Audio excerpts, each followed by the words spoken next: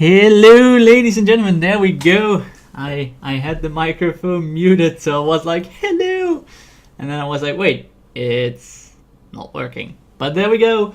It is alive. It is active. Welcome, ladies and gentlemen, to AstralGames Day 148. And my presentation camera is all crapped up. See what a monstrous thing my microphone has become. Nails, Toby Maguire, Deviant Fish, welcome. How are you guys doing?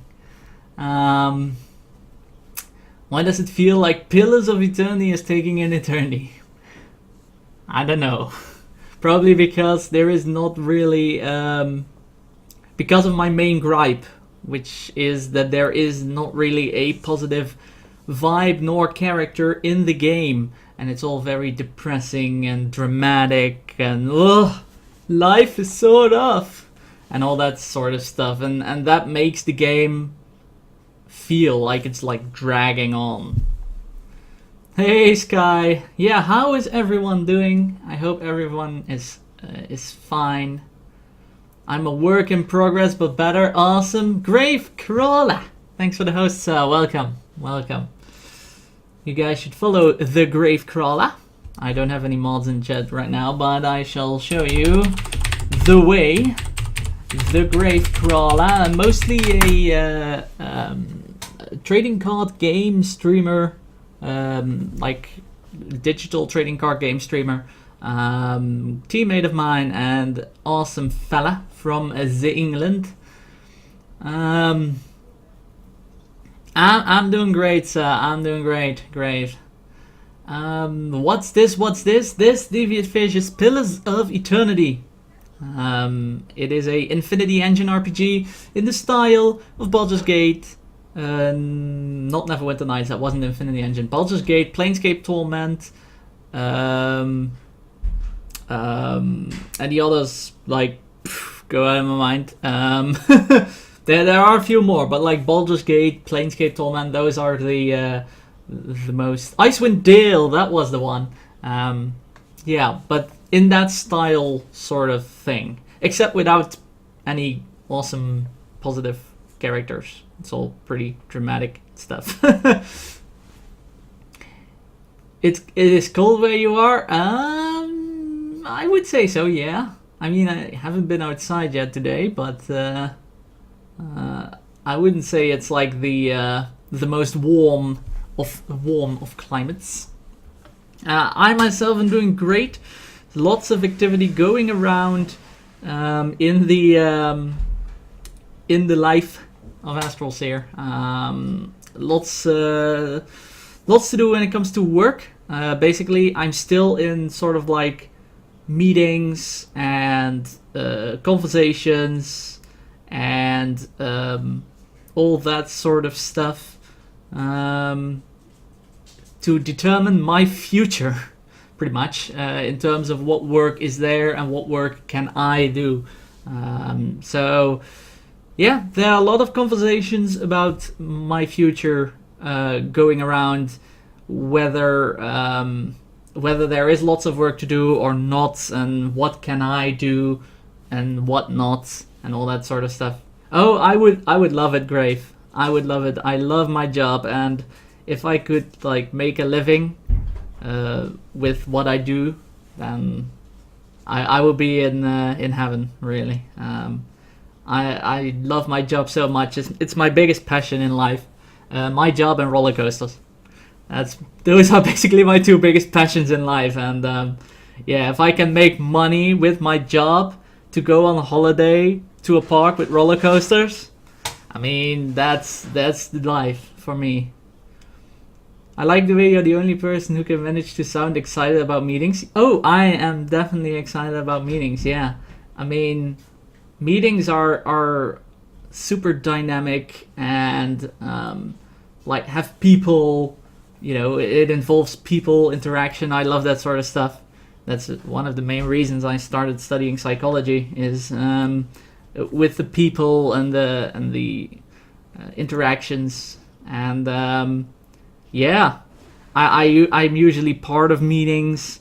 Sometimes I'm the center of the meeting if there's like a company and they say like we want to hire someone with autism and we need an expert in the field, and then I just come in and sit at the table and be the expert in the meeting to tell them about it and stuff like that. It's amazing, and I feel absolutely blessed that I'm able to do this, and that I'm in the position that I can actually wait out these meetings and see what the eventual result is, because I'm not in the position that I actually need to have a job right now at this point.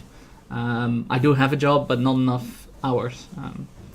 But in any case, yeah, I'm in a super awesome position, so yeah, I'm always positive about it. I'm positive about life right now. It's going great, and I can't wait and see what comes out of these meetings.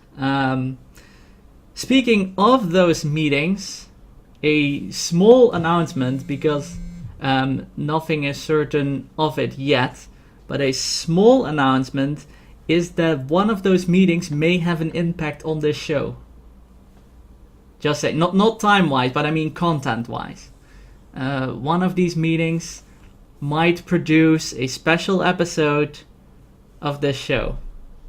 So I might bring work and this show somewhat closer together for a special episode. That's all I can say about it right now. I still have to meet the parties that are interested. That's gonna happen next week, and if I can get it up and running, it's going to be amazing. But that's going to be another project somewhere down the line, and hopefully we can get it going. And to move on to the normal announcements that I do. Normally at the start of the show I do an announcements about a bit of the future stuff and what's coming up.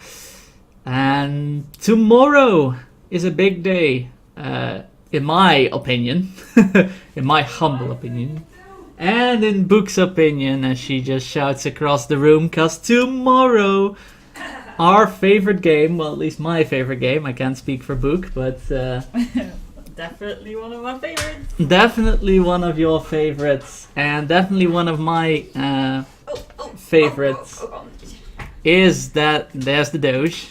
Doge is excited as well. Yeah, Doge is super excited. But yeah, one of our favorite games is getting a expansion called Conclave for Crusader Kings 2, and it's going to be amazing.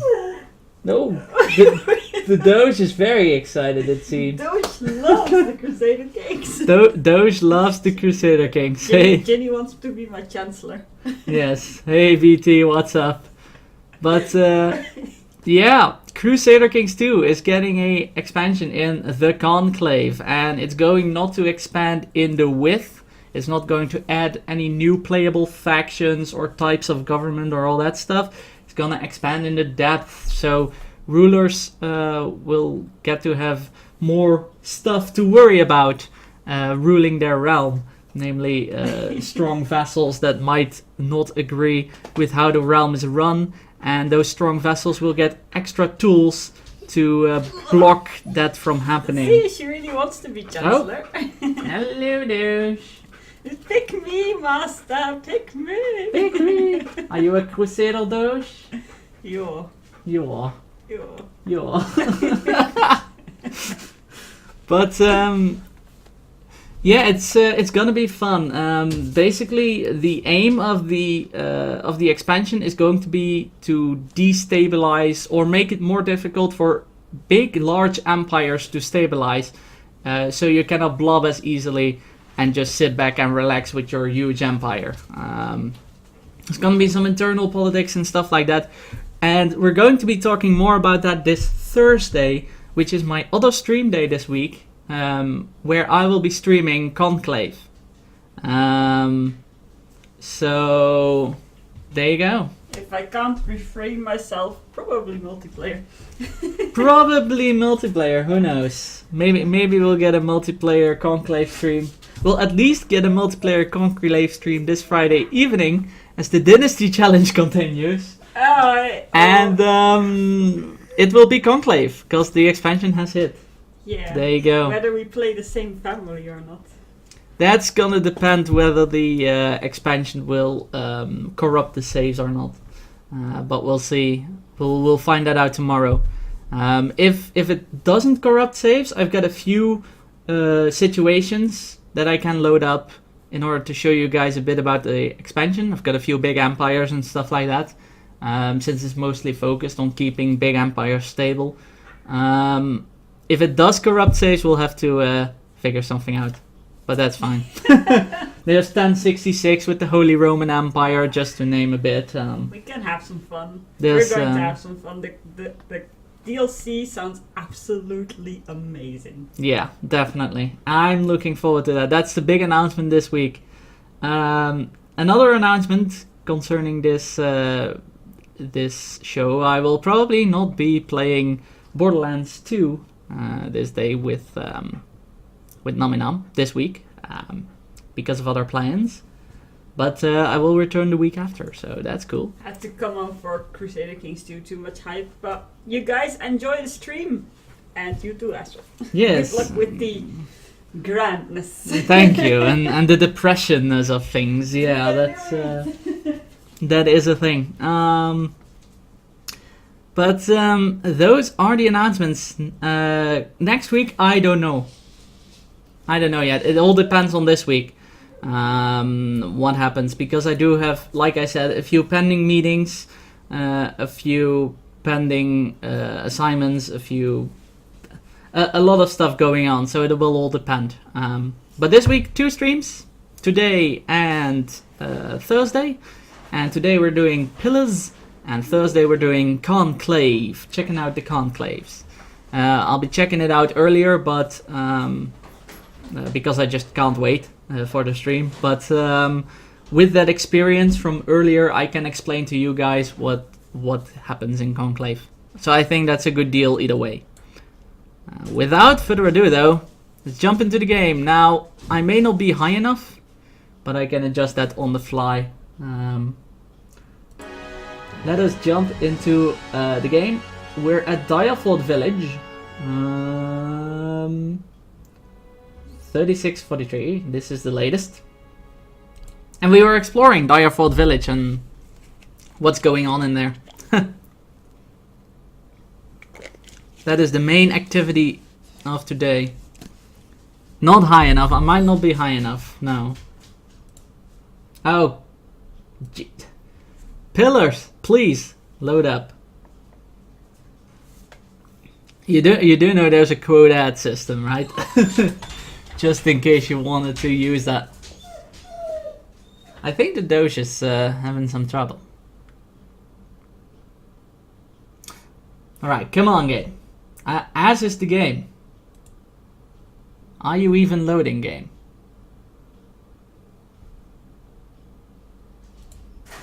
Are you even loading? I think the game... No? Yes? It shows signs of life. It is alive. And I'm not high enough. Look at that. Get. Go on a break for a sec. The party portraits are higher than I realized. So let's put this all up. There we go. Boom. I don't really have a measurement when I start the stream. Alright. We are in Direford Village. We talked to some people. They told us some things. They gave us some quests. These are all later on. Help Pellegrino with the trade agreement. Later on. We're going to the Twin Elms soon. Wait, it doesn't work? Quote system. Huh. Oracle bot love me. I know. It's oh, it's moderators only. Hold on. I see what you did there. Boom. There you go. I was like, what? It doesn't work? I should actually permit everyone. Possibly not too terrible with the community that I've got here. You're all awesome people, so. If you guys visions of a cave at a place, multicolored pool, another weird place that we need to go to. Place science. Elitist bot, yeah, I know, right? A guard on the bridge told me that Lord Heron's daughter is missing. Waiting at the inn? Well, we're going to the inn. Learn of the grieving mother's past. Oh, that was the one we talked about, yeah. Find the ogre's lair somewhere in the wilderness outside of Direford village. Rimbold informed me that Tyrgil might know the whereabouts. Tyrgil told me that the ogre most likely resides near Bale River, east of Direford village. Alright, so we need to go east to Direford village. But first, the inn. As you do, as an adventurer party. Oh, speaking of adventurer parties. I totally absolutely forgot maybe one of the most important announcements ever. If you go to twitch.tv/bookfish35 and you follow her, you'll get to see Dungeons and Dragons alongside other cool streams as well. I'm saying this today because this weekend, this Saturday evening, to be more precise, we will be playing Dungeons and Dragons once again. Rats in the Basement returns with another episode this weekend. The second episode is still up in the air, whether it becomes the 20th or the 27th of this month. But the first episode will happen this Saturday. Or the first episode of this month will happen this Saturday. Which is like episode, I don't know, 15, 16, somewhere along those lines. And yeah, it's gonna be great. The quest line that I've got lined up for them is awesome. Alright. With that out of the way, let's continue. These are all villages. Not really important. Oh, there's another memory we can drain. There's a guy we can talk to. Okay, sure. Sid. I just want to find her. Surely even you can understand that. That's You're decent folk. probably the guy from the quest. Perhaps you should leave and check the wilds. Lord Horrend! Hold! The man wears Adia-style robes. Simple, but elegant. His fine leather shoes look like they were made for padding around indoors, yet they're caked with mud. He yanks at the lock of hair twined around his silk-gloved finger. His fine features are etched with anxiety. My child is out there. Do they not understand? My lord, we're doing everything we can. Unfortunately, these villagers... Beasts take them all. I don't care how you do it, but find her. He jerks a few strands from his head. I heard you were arguing with the innkeeper. A petty, small-minded man. Just like the rest of them around here. I've been paying him an honest fee for board and bed, and yet he can't be bothered to stir himself to concern for my Alice. Actually, he seemed angry at you. People from these backwater villages take offense for sport. You have to but show up with a full coin purse, and they'll hear insult in the jingle of your step.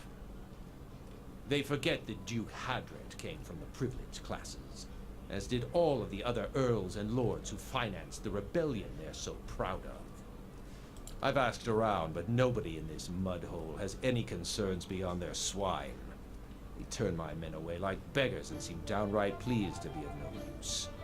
But you're not one of my soldiers. And you look like you're used to getting your hands dirty, if you don't mind my saying so. I don't mind because it's true. I am used to getting my hands dirty. His guard leans in.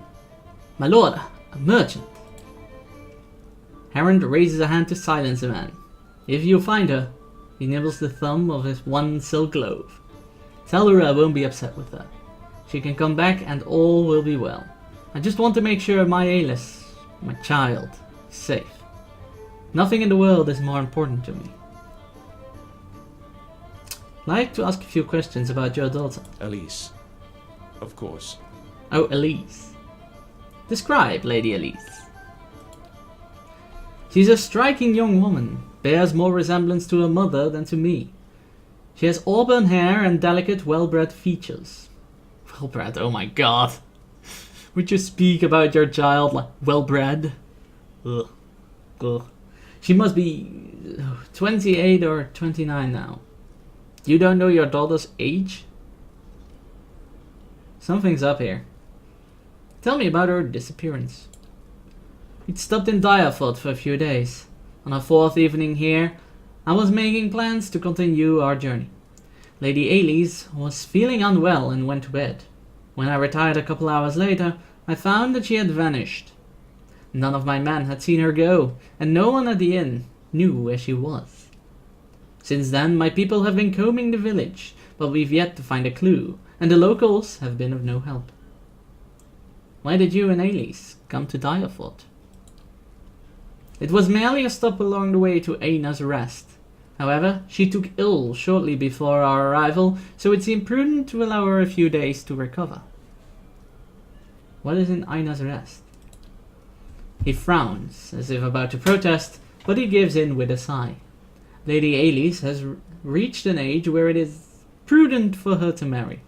Given this legacy business, I can't let her fertile years slip by, nor do I want her womb to fester in the presence of so many Hollowborn. It seems there will be more potential suitors in... What? Where's the rest of your family? Surely they didn't want to miss your daughter's betrothal. Lady Heron is ill-suited for travel, I'm afraid. And unfortunately, Elise has few other close relatives. My sister and her husband, Elise's aunt and uncle, of course, have been visiting Adia these past months. He rubs his knuckles. And as for siblings, Elise has none. My wife has only given birth to Hollowborn. Since Elise, that is. Something is amiss here. Something is amiss. I'm not sure if that Elise is his daughter, even. Well-bred features. It's like... You won't say that about your daughter either. Like, he talks about it like she's not his daughter. Seems there will be more potential suitors. Are we going to involve ourselves in this crap? Let's see what happens when we tell it. You think I haven't considered that? Arranging a suitable match is difficult. The best prospects for my child lay in Aina's Rest. Alright. Alright. Tell me about yourself. I'm Lord Nestor Harron of Defiance Bay. My family has been prominent there since Imperial times. Our primary estate is on the outskirts of Brackenbury, but we have holdings in New Haomar as well. Those went to my sister and her husband. That might be why he won't be marrying her off to people in New Haomar, I guess. I know. I don't know. Alright, Sid. Hello. A redhead stands by the fire, tuning her lute and plucking its strings. She hums snatches of a melody as she goes. First time here at Dreckagen? Normally, I'd have a song ready, but I haven't quite worked out this tune yet. I'm writing some chants about the founding of this inn. Say, you interested in the story? I haven't finished the chants, but I could tell you about it all the same. Sure? I am a chanter, after all. I might be able to assist you. Oh, excellent. These rustic fables are always great fun. Let me get out something to write with. Pelagina rolls her golden eyes and exhales for an excessively long time through her nose. It was built in the time of Hadred's rebellion, and a dear lady, Thainu, once had a keep here. One of the towers still stands, but the rest is said to be buried under the village. Anyway, she struck to the side of the Empire, and a contingent of Duck Hatred's Knights of the Crucible helped the farmers and colonists in the area turn her keep to rubble. This inn was the first building that sprang up from the ruin, built with some of the same bricks the colonists had pulled from the Lady Thynu's castle, they say. Supposedly, the quarterstaff of her chief wizard even got lost in construction, mortared into a wall or nailed under a floorboard. Anyway, the inn was supposed to be a haven and meeting place while locals built their new town. Alright, Niels. What do you mean, supposed to be?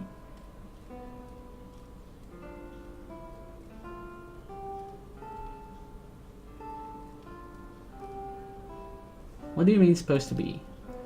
Dialwood inns on an ornery lot. And the more these new neighbors met, the more they argued. They realized they didn't agree on much besides ousting the old lord. The biggest divide was over Glenfathans and their nearby ruins. Hadred's knights and their supporters wanted to keep the peace, but a group of misfits with more anarchic learnings had formed in town wanted to go after the tribes the same way they'd gone after their lord. Soon the villagers were fighting with each other as much as with the Aedirans. In the end, memories of the Broken Stone War and the War of the Black Trees were fresh enough that the Duck soldiers won the day.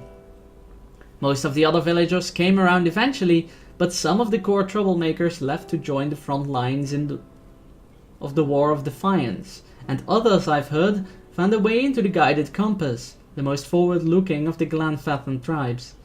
Don't know if I believe that part myself, but it makes a good story. She points to the east wall. There's a portrait of one of the chief rebel rousers and his rival in the peacekeeping faction. Someone's idea of a joke. I don't think they were particularly amused.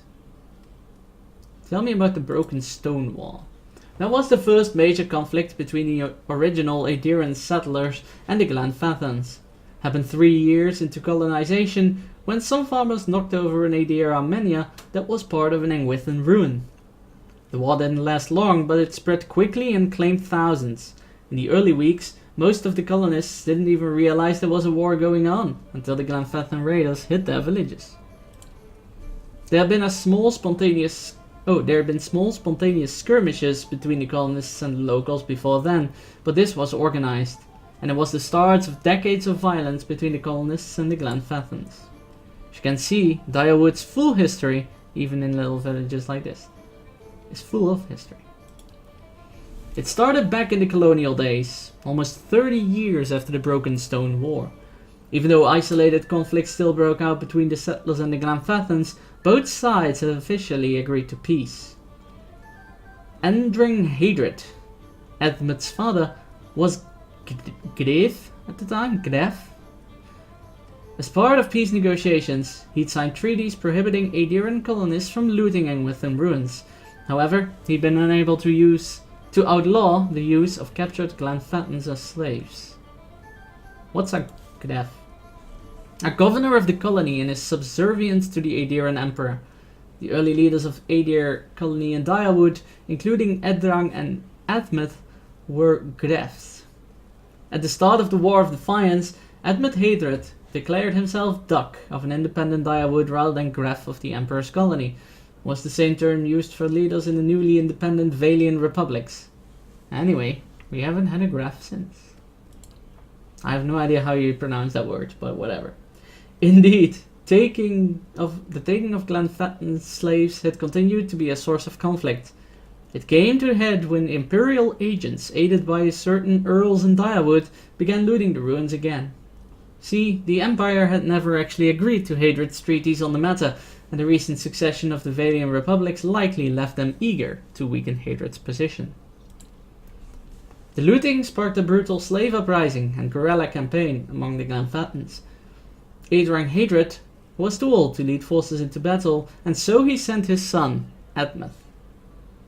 Admeth made a costly but effective decision that ended the war faster than anyone could have imagined.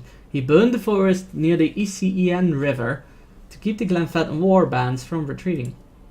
Thousands of Glenfattens died, and it was Edmund repeated his scorched earth tactics in the following months, he wore down the remainder of their forces. To this day, over 150 years later, there are still sections of Direwood where the trees are nothing but bare, charred hucks. Alright, holy shit, some backstory. There you go. Why, it's you! Thank you, friend. You've given me another chance, and I mean to make the most of it. I've been telling everyone around here about how you helped me. Did I help you? Like in episode 2 or something? Because then I don't know anymore. Alright, here we go, guys. Into the depression. The dramatics. Brom. Reach out for the soul. You see this woman running through the streets of a small city. She pushes her way through the crowd, glancing over her shoulder as she does. Her clothing is torn and her hair is disheveled. Even though she appears to be attempting to escape from someone, her eyes sparkle with joy. Her mouth is pulled back in an enormous grin, and occasionally a small giggle works its way out of her throat. While looking over her shoulder, she runs headlong into a well-dressed man standing at one of the market stalls. The moment she sees the man she's run into, her face changes. Gone is the glee, replaced by fear. Her grin twists into a frown, her bottom lip quivering. The man, seeing her appearance, expresses concern for her well-being, and she leans against him, weaving a tale of a brutish man with wandering hands. As she speaks, her own hands travel over his body, seeking and exploring. There's a shout from across the crowd, and they both look over to see a large, angry man approaching, roughly pushing his way through the crowd that separates them. She stiffens against him, feigning fear. The man tells her not to be afraid and steps in front of her to block the path of the figure who is coming nearer. The woman smiles, slowly backing away from them both, then lets out a gleeful cackle. Her protector turns, confused, and sees her departing, laughing and shaking a coin purse. She spins and races off through the crowded marketplace. Confused, the man feels at his belt. His face hardens and he yells, joining the chase after the laughing woman loses herself into the crowd. How to steal from someone. Zing!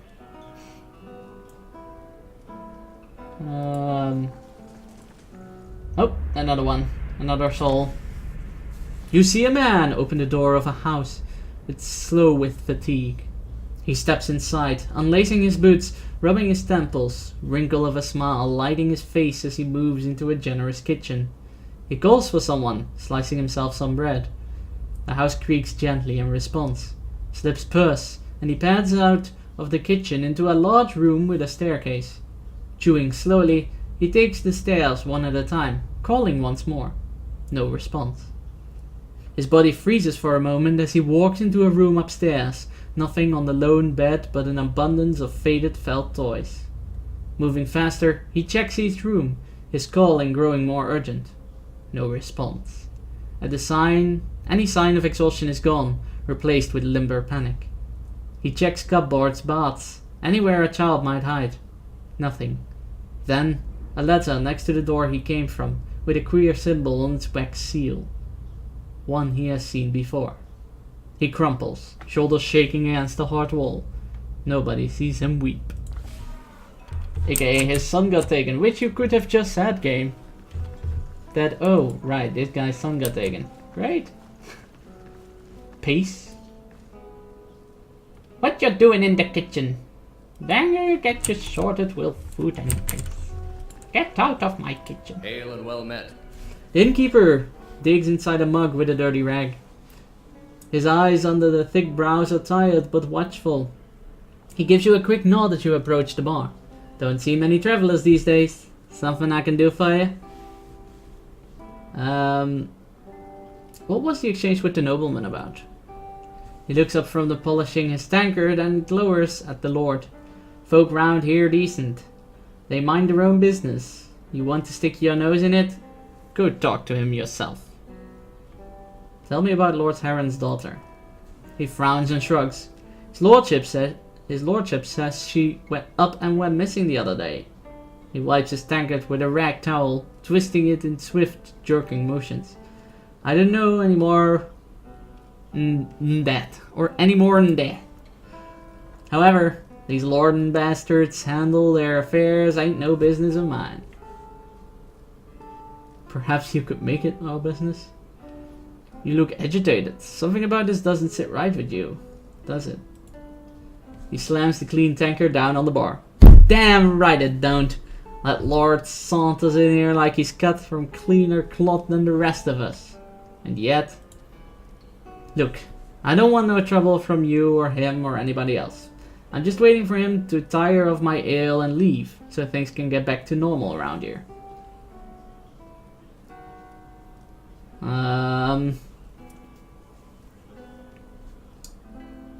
So much for your talk of decency. If you know something but say nothing, you're just as guilty. He leans on the bar and sighs. That girl, Alice. She was looking to disappear. You should have seen her, watching the door like a sheep at slaughter. All the same, she didn't hardly speak to no one. Only folk I seen her talk to is Trigger. He nods at the east window. His shop's by the broken tower. Bit of a hothead, that one. My advice is to let the matter drop. Like I said, I don't profit to dig around in other people's business. Never mind.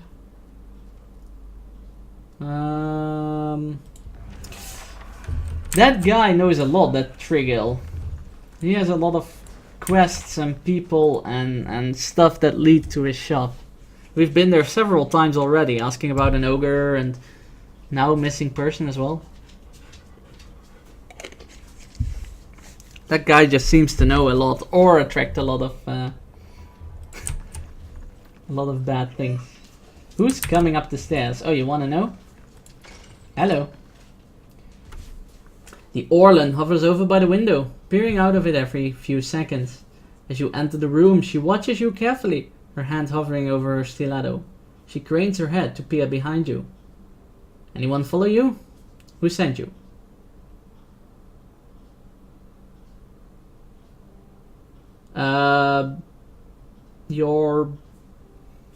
Someone told me you were responsible for heinous killings in Defiance Bay. If that option is there, I assume someone told me that Nifra was responsible for heinous killings in Defiance Bay. Let me guess, was that someone named Maedreth? She draws a stiletto. It's a lie, plain and simple. I got on the wrong side of his employers, and now he's after me. But if you're here to do his dirty work, I won't make it easy on you. Relax, I just want to hear your side of the story. What story? The Duminels came after me. I just happened to rob the wrong place. How was I supposed to know they've already claimed it? She runs her hand under her hood and through her hair. It was an honest mistake. Just trying to survive now. If you spoke with Maedrith, you know where he's waiting. Please, help me get out of here.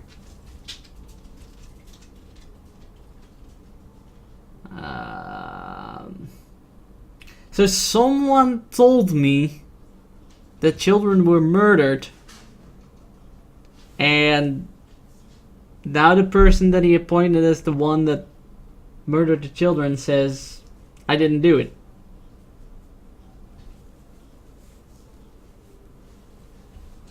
Fine.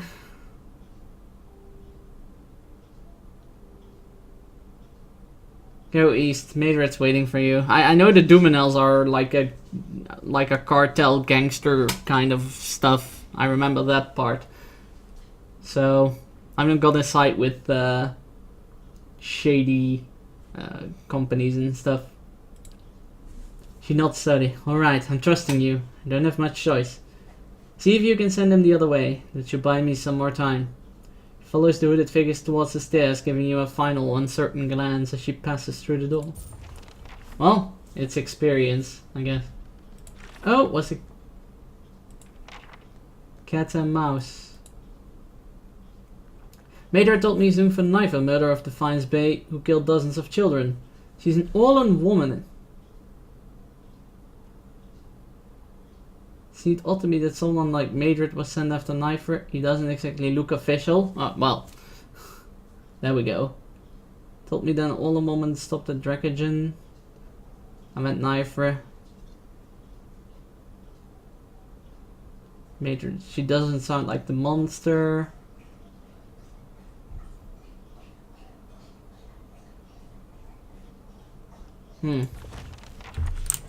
Yeah, we'll see what we'll do about that if we get to that Madrid character again. Then I'll probably recognize him or something. Hopefully. Oh, more memories to go through. Oh! Found something. Oh, it's a hidden object. Never mind. I was like, they're going to attack me. Orlean de Medici. Oh my god, the Medici family is here. All the politics. You see a man, eyes tight, on a couple down a cobblestone road. He moves a little too obviously, a little too naturally, and his eyes never leave her mussed curls as she shadows them from the building to building. The woman laughs drunkenly, hand entwined with another belonging to a sharp-nosed noble. Flawless doublet, slightly too small for his generous frame. She brushes against him as they move, clearly far too intimate for her shadow's liking. His eyes narrow to angry slits as the couple slip into an opulent doorway and the nobleman's hand slips down her dress. Her breath shortens into gasps as she leans into him further, moaning. The spectator pauses, mouth pressed shut, veins bulging. He slides along the wall, dagger in hand. Just as the woman bites into the nobleman's doublet, he steps out. It's over in moments. He closes his eyes, dagger slipping from his blood-slicked hand and bolts. That is some time to murder someone. Day on. You see a tall figure pacing the edges of a carpet corner to corner, fingers twitching in irritation. The sound of battle grow ever closer, snaking its way through caves and corridors past doors and soldiers, and the mage paces. Throwing his door open, he strides through the refurbished cave, taking scrolls from shelves and demanding potions from terrified grunts. Kicking a fallen chair from his path, he returns to his room, pacing, readying himself. As the enemy grows closer and closer, he begins casting, spell after spell, defenses, additional vigor, traps. Just as his skin hardens into metal, they stride in, swords flying and arrows buzzing. Last chance to rethink this, he says. An arrow whistles by his head in answer. He sighs and his lips thin with effort as he begins his onslaught. There are 6 of them, but soon there are 4, and 3, and 1. For the last he takes a dagger to be sure, throwing it directly into the Orlan's temple. The man topples. None get back up. The mage barks into the hallway, receiving naught but silence in response. Frustrated, he begins to dispose of the bodies. The last person standing. Don't mess with that guy, is what that says to me. And we gotta go back to the mill guy. I believe he did something with dyes or something. Along those lines. And then we gotta get back to his shop, because now we've got something else to talk about him. Or talk with him about. Fine.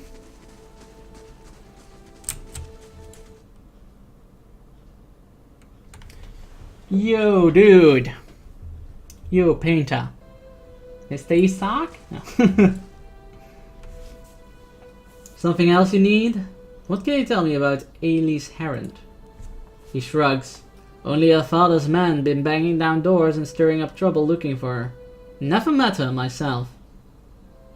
That's strange. Dangler told me you two were acquainted.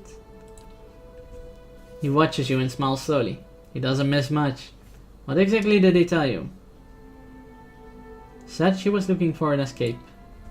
The fathers dragged her out here to get hitched to some backwood noble. She wanted an escape, alright, and I was happy to give it to her. We snuck across the river a few nights ago for some private time. Come to find out we weren't exactly alone. An ogre!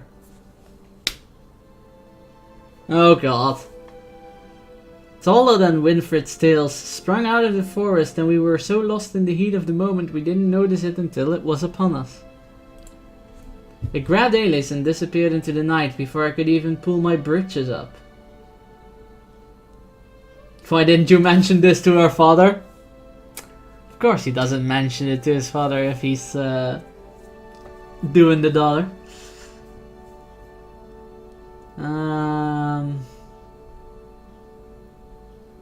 Don't take this the wrong way, but this shop smells like an outhouse.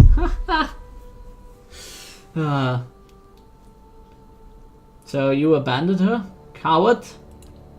Did you suppose I should have run after the ogre with nothing but my own waning scepter to attack it? A lot of good that would have done to us both. He measures you with his gaze.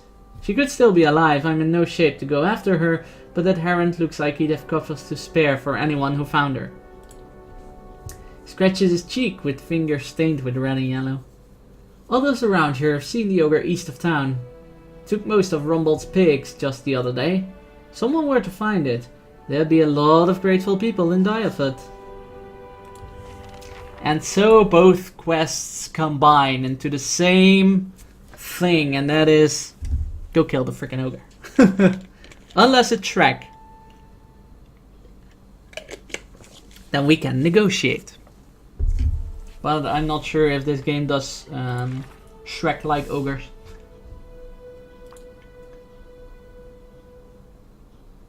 Go get a dragon egg from Direfoot Crossing. Drake's nest east of the village.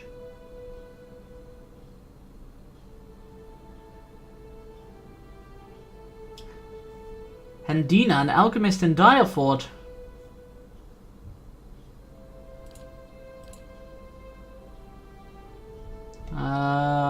Okay. Find the ogre's lair east of the village. This is I'm liking this.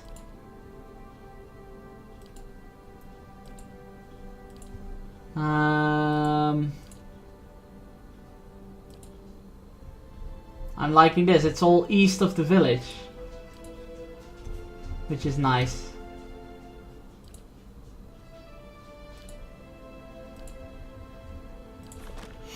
Kinda blind and deaf, both of them, if they didn't notice an approaching ogre. Yeah. I mean, depending how, you know. Unless the ogre rolled high on his stealth check. Or they were too much into doing the thing. I don't know. These are all House Harmon guards. Just... Oh! No.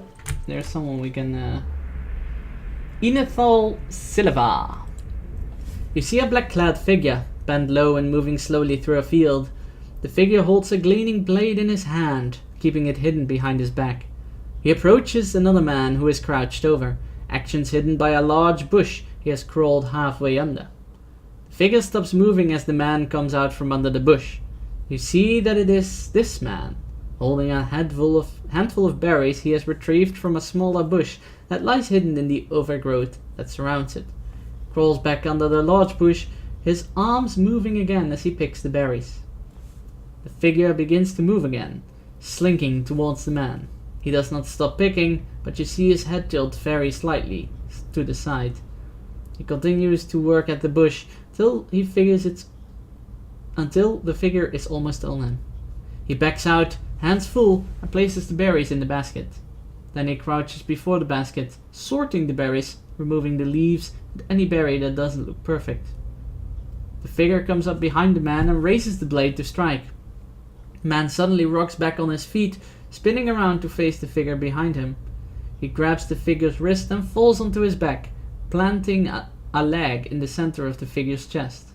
The figure flies over the man and lands on his back in the dirt. The man is straddling the figure in an instant, his hand snapping out, hitting him on several points around the head and neck. The figure immediately falls unconscious. The man stands and retrieves the basket, collecting the berries and placing them back where they belong. Then he returns to picking. Yun Kun! What up? How are you doing?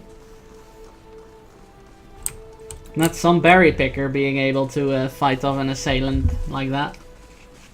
Pick berries and fight off assailants.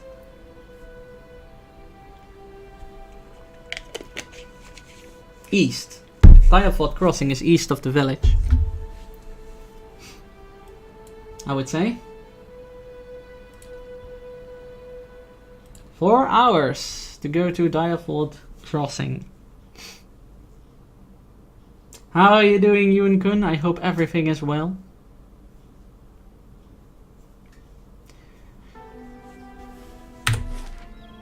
Alright, so this is a map we haven't explored yet. So there's an ogre cave, a wyvern nest. Yeah, that's it. Ogre cave and wyvern nest. Hey, Sky. Didn't I already say hi? But hello. Doing good. How are you? How's the game going? The game is going well. We're still bogging through it, slodging through all the texts. Oh, there we go. Wood beetle. I wandered off Astral. Oh, welcome back. Welcome back, Sky. Oh crap! It's a ranged attack. Oh shit! And it's more than I thought it would be.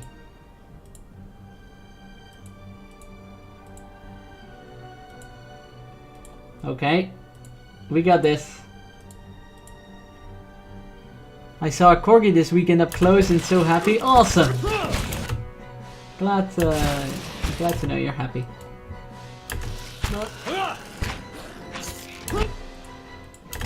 Why are you there and not firing at this beetle? Actually had some internet trouble, so no. But better now. Good to hear they're better at least.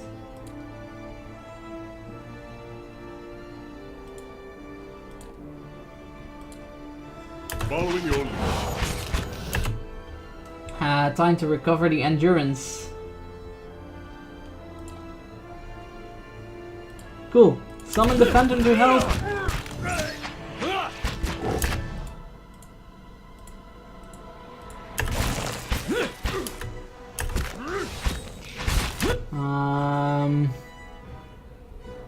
Did you steal it? I hope not.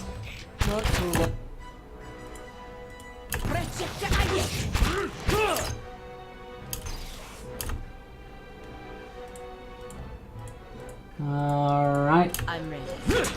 Let's go. Goodbye, beetles.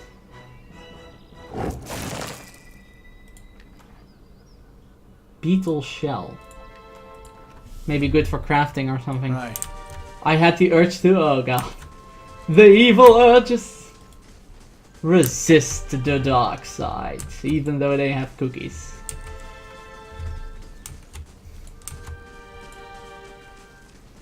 Too cute to steal. Hey, Bodhi! What up? How are you doing? Wait. See.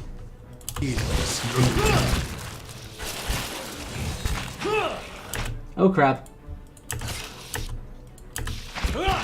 Wee, kiting hype.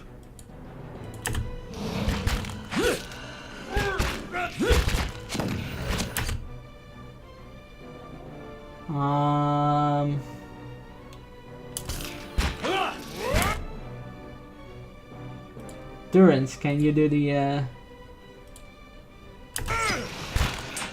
thing again? Thanks.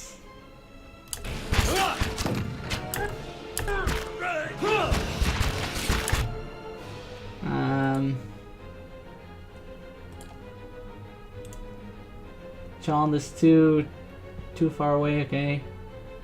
What is Chond the second? Paralyzes enemies in the area of effect. Oh, that's cool.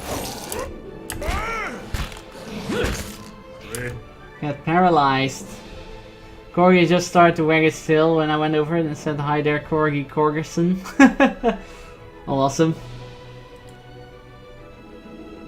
How cute.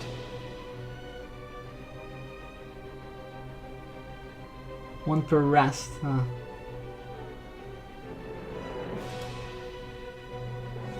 Interdiction!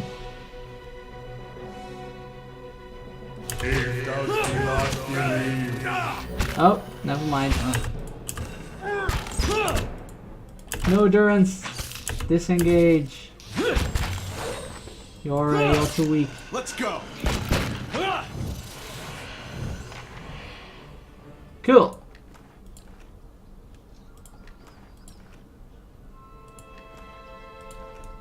Let's wait for the endurance to get back up.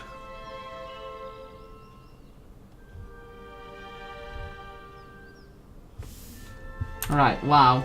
That's a tough encounter right at the start of this area. They're not so common in Finland. Ah, I see. I see. Yeah, I don't think they're too common here either. At least not the area where I'm from. Well, that is water.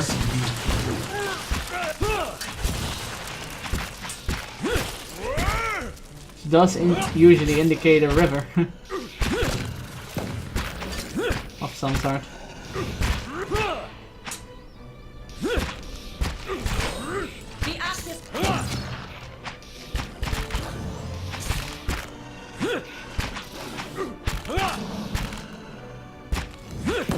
Fire! Permet kong swolia. Fire! Right. Man, my character is Hey. pretty deadish. Yes?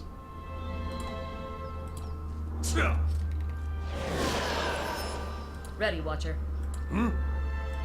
Ready, watcha. I'm ready. Hey.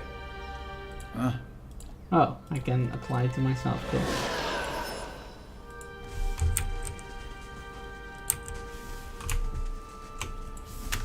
Alright, this is a river.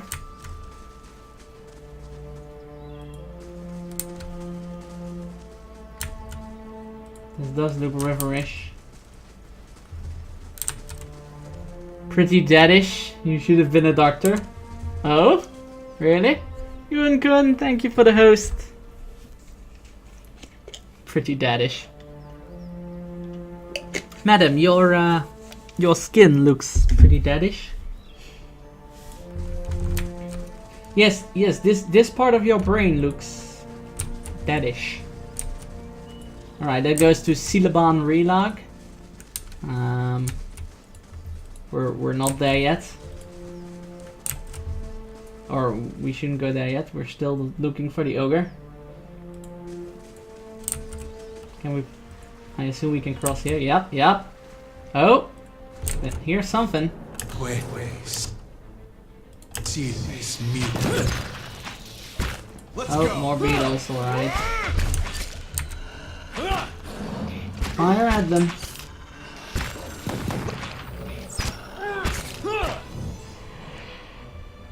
A shocking discovery. I cannot keep up Oh, this pace. Leif thou leave.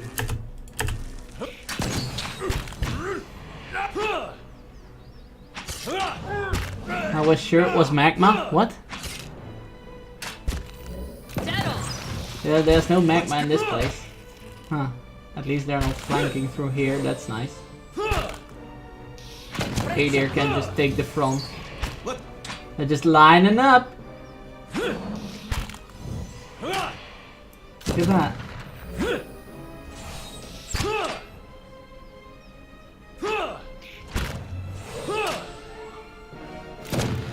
Bam. Bam.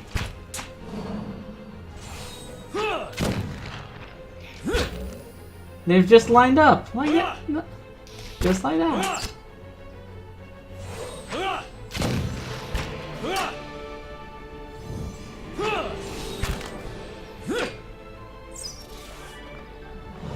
There we go. Easy kill. Alright. Eyes open. That might be a trap. Actually. You stand within what looks to be a ruined shrine. The moss-covered remnant of an ancient statue lies before you. Examine the statue. Only the broken legs and feet of the sculpture remain. Long grooves alongside it suggest that it could be moved. Near the base of the statue you discover a skull carved into stone. Push the statue. The pedestal appears to be several hundred pounds of solid stone. You consider who would be best to push it. Adia! Adia pushes the statue. Instead of just, you know, saying everyone crowd around the statue and push it, you have to choose one. Adia pushes the statue, arms shaking and feet scrambling for leverage. It doesn't budge. Use hammer and chisel to gouge a hole near the statue. You chip away at the base of the statue. By the time your arms are numb from the ringing hammer blows, you've scratched out a hole just wide enough to fit 3 fingers. Ea whistles through the gap, but whatever's on the other side, you won't be able to dig your way through it. Examine the skull. A skull is carved into a stone in intricate relief, its mouth agape. Peering closely, you notice a rusty keyhole between his jaws. Could have just done that. Mental note self, water is cold and blank, magma is searing hot. That is true. Pick the lock. Talos Vrukan pushes several tumblers into position with a series of rusty clicks and squeals. Suddenly the ruined statue begins to move. Crap. I lost my hammer and chisel for nothing. The displaced pedestal reveals a dark passage. Aha! That's done it. And now we need only descend these treacherous steps into murky darkness. Yeah, cause that's totally an idea. Do you even know what's beyond there? Because I sure as hell don't.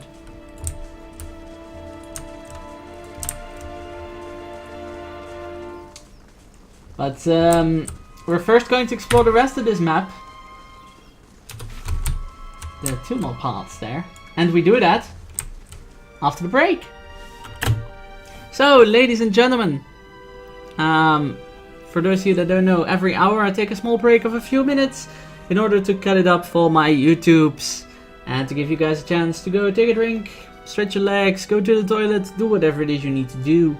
I will be back in a few minutes with more Pillars of Eternity. See you guys in a bit. Badum, badum.